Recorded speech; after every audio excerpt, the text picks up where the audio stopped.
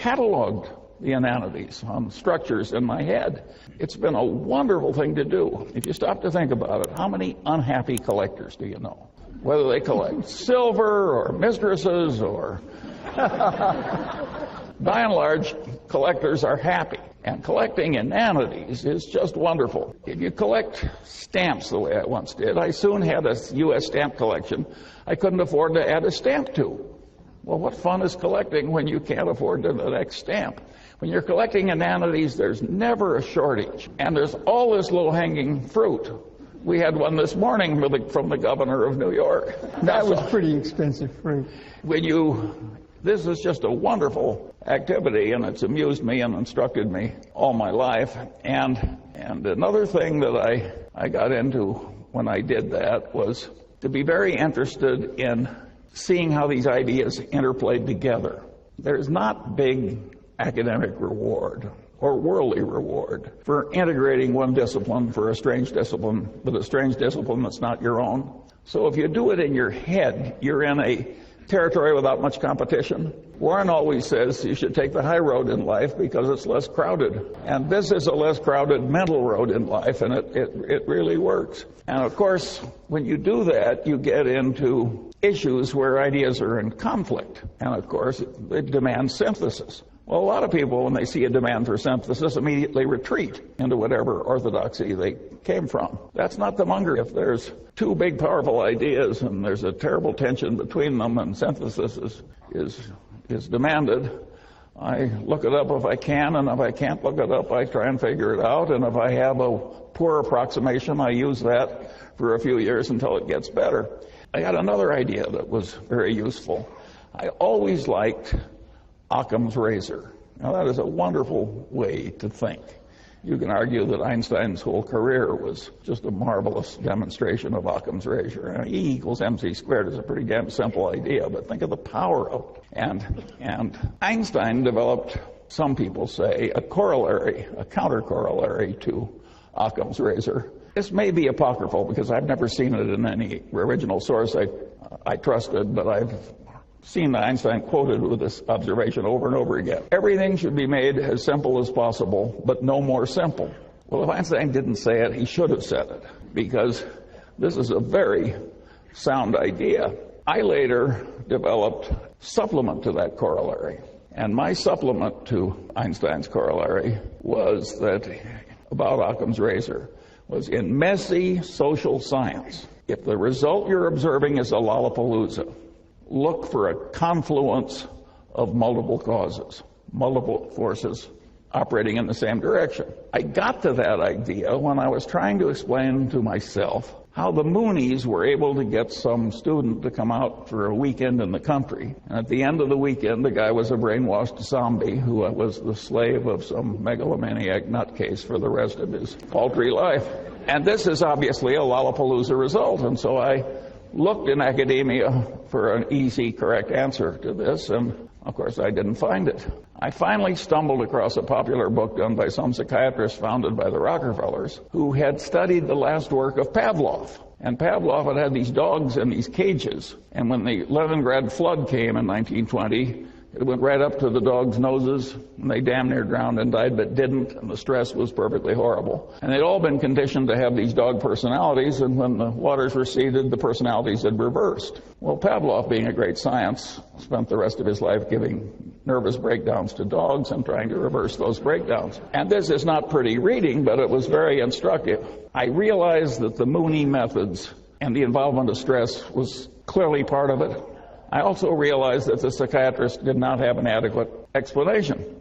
Well, finally, I stumbled into psychology, in which I'd never taken a course, and so I just bought the 3 main textbooks in Psych 101 in the country, and I riffled through them quickly. You know, I could pick up the 20 main ideas in social psychology very easily, and when I used them as a routine system, I could see that the Moonies were using about 6 of these things in combination with the Pavlovian stress. And just as the dogs' brains snapped in the Leningrad flood, the Moonies have a term in their conversion method causing the target to snap. Same damn idea. Anyway, I found that very interesting. And because I'd reached a conclusion, a very unpopular, unpolitically correct conclusion that I've just given you. But at any rate, it satisfied me, and so I expanded it into this corollary of looking for a confluence of causes when you see a Lollapalooza result in social science. And that has been enormously helpful to me, because I find that a lot of social scientists have a weird mania where they twist everything into whatever little concept they started with. Again, it's that old saying, to a man with a hammer, every problem looks pretty much like a nail. I have worked hard to avoid that problem, and of course, if you grab the big ideas in all the disciplines, by definition, you're a man with multiple tools, so you're less likely to commit the inanities of the people who twist every problem into being a nail. Well, at any rate, there were a series of tricks like that I used as I went through life, and it was amazing how many times I'd find something that I could easily solve with my little bag of mental tricks that had missed other people who were eminent in their field. I could go right into their territory sometimes and see more clearly than professional denizen how his conclusions fit into the bigger picture. Again, this is a very dangerous attitude to have in ordinary social discourse, but it's a very good way to invest money. That's the kind of a peculiar man you have here tonight. And of course, I idolized Ben Franklin because I identify with him. Of course, he was so much more talented than I am. It's just a joke to make the comparison. But at least he was a totally self-educated man that wandered over a vast amount of territory and was pretty competent over the full range. And a lot of Franklin's knowledge was psychological too. He was a great observer of human nature. And so there are implications, of course, in this attitude of mine in academia. And the implication is very simple. Social science in America is very poorly taught. And the people who are the denizens and the people that they teach are way more incompetent than they need to be. The solution is to get all these social scientists, or the ones that have the capacity to do it at least, so that they are comfortable across the boundaries of disciplines and see where the ideas conflict. Let me give you a simple example. If you went around Caltech and asked people, where do the laws of chemistry not apply? Practically everybody would say, well, they don't work in a hot plasma. But if you ask a bunch of people that have taken the main course in economics and have gone on to business school in America, and you say, well, you're selling something in which is measured in units, and you want to sell more units. Do you raise the price or lower the price? Well, they've seen supply and demand curves. You lower the price. Then you say, tell me the occasions on which, if you want to sell more units, you raise the price. Now, this is an intelligent group. You've been through social science. I'm giving you some time. Will anybody who has the right answer raise his hand?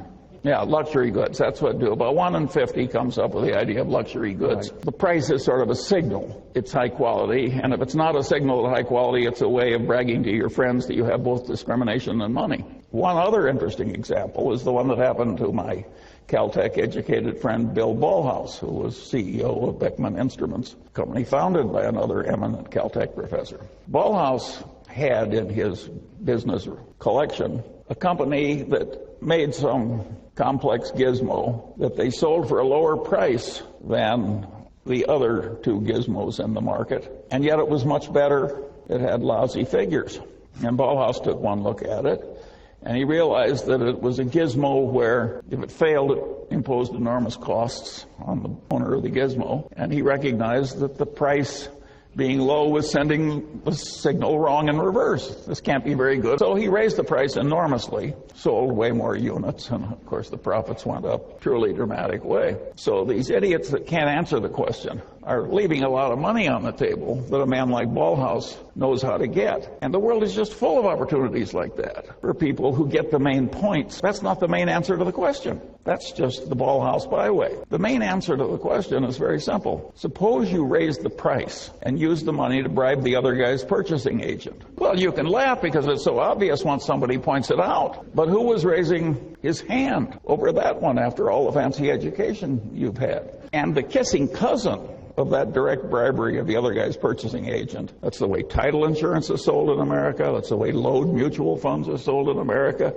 That's the way a certain amount of defense contracting has been done or attempted to be done. It's a huge, important part of capitalistic life, that business of raising the price and using the money to enhance sales. And of course, there are legitimate ways to do it too, like legitimate information through advertising or otherwise. But there's a lot of illegitimate use of increased price to increase sales. And that's a big part of the capitalist condition. And if you don't have a brain that automatically has these things pop into it, you haven't really assimilated social science correctly. What good does it do to be able to pass a test parroting back to the professor what he told you? Well, that'll get you an academic label, but it won't get you the many millions of dollars Bauhaus made by raising the price, and it won't get you really fabulous investment results in life if it takes some imagination, if you don't see how all these things work and how they interplay. And of course, the way to get that competency, like any other competency, is to adopt the necessary elements and practice using it over a considerable period of time and a considerable area of complexity. Can we fix the social sciences so they aren't such total horses' asses? And the answer is yes. Is it likely to happen? The answer is no. It will happen eventually, because, lose my humility, I had a guy in the Harvard Law Review ahead of me. He said to me once in the course of an argument, he said, "Charlie, think about it for a while and you'll agree with me, because you're smart and I'm right."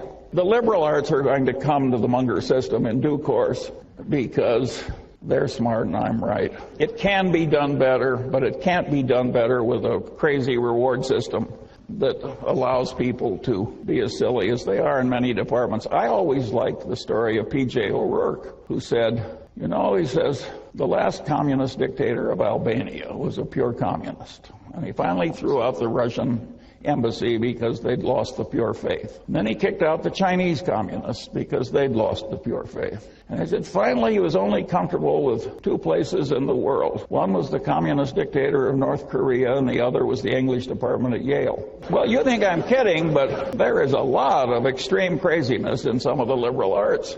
And they select people who share their craziness. And it is not necessary that academia tolerate forever this lack of multidisciplinary competence. It's not that hard. If some aging, untrained, fat, old man can do it, surely the young, brilliant liberal arts people can do it. It will take a different incentive and a different system. It might even be that a place like Caltech could do it, but they'd have to get a rather unusual person to do it for them.